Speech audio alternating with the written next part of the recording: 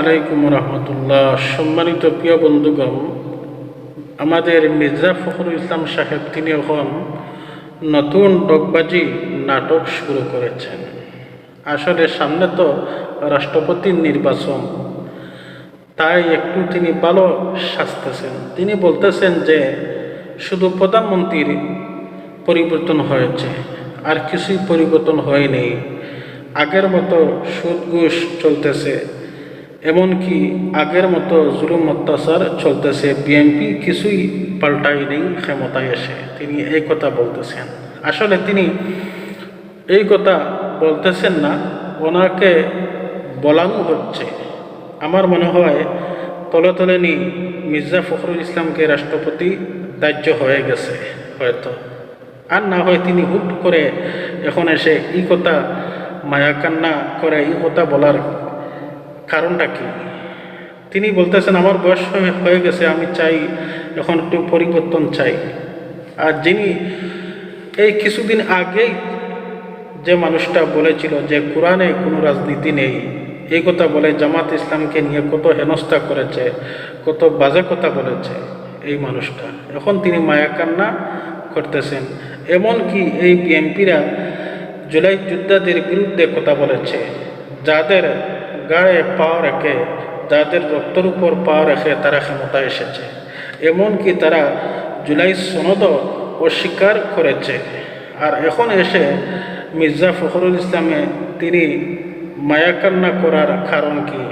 রাষ্ট্রপতি হওয়ার জন্যে। সম্মানিত প্রিয় বন্ধুগণ, দেখেন বাংলাদেশ জামাত ইসলামকে আওয়ামী লীগও ব্যবহার করেছে, এখন বিএনপিরাও ব্যবহার করতেছে।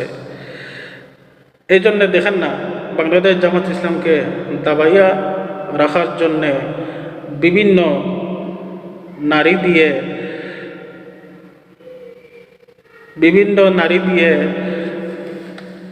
কেলেঙ্কারি লাগিয়ে দিচ্ছে।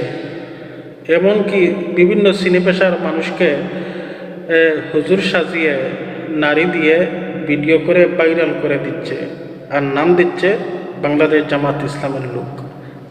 এইভাবে বাংলাদেশ জামাত ইসলামকে হেনস্থা করা হচ্ছে। সম্মানিত প্রিয় বন্ধুগণ, আমি নিশ্চিত এই বিএনপি আওয়ামী লীগের সাথে একটা চুক্তি হয়ে গেছে। আওয়ামী লীগকে ফিরিয়ে আনার পুরোপুরি চেষ্টা করতেছে এই বিএনপি দল।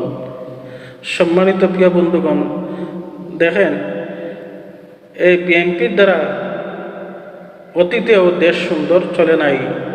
এই বিএনপির উপর দেশ কোনোদিনও শান্তিতে চলতে পারে না। আরও দিকে দেখেন এনসিপি নেতাদের উপর বারবার হামলা করা হচ্ছে। এই বিএনপি নেতারা সাথে আওয়ামী লীগও আছে। এটা কারণ কি?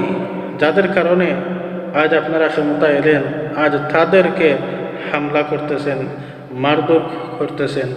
এর প্রতিদান আপনারা এটাই দিচ্ছেন। সম্মানিত প্রিয় বন্ধুগণ, এখনই সত্য কথা বলার সময়, আর এখনই রাজপথে নামার সময়।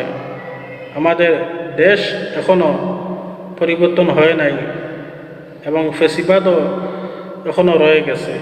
এইগুলাকে সংস্কার করতে হবে অতি তাড়াতাড়ি, আর না হয় এই দেশ, এই জাতি একদিন পস্তাতে হবে। আসসালামু আলাইকুম।